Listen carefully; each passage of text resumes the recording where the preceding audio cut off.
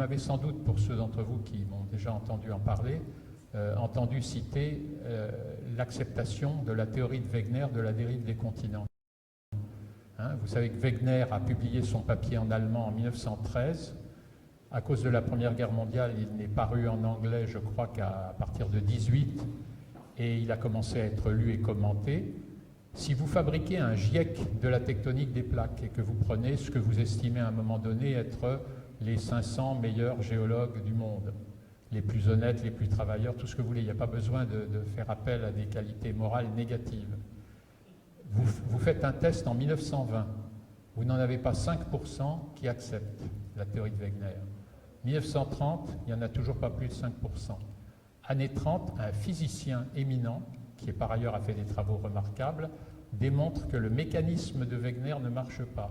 Résultat, on rejette le bébé avec l'eau du bain et les choses s'aggravent. Et en 1940, mon GIEC imaginaire, probablement, est descendu en dessous de 5%.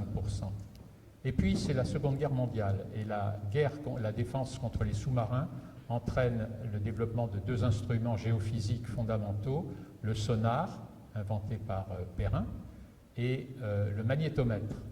Et avec ça, on commence à cartographier le fond des océans. Et les données s'accumulent, et c'est comme ça qu'on va, en une dizaine d'années, commencer à convertir les gens à la vision de Wegener.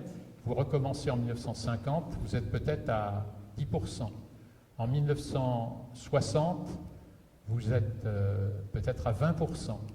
Il faut attendre 1965, lors d'un colloque aux États-Unis, pour que la majorité, pas l'écrasante somme, mais la majorité des scientifiques se convainquent.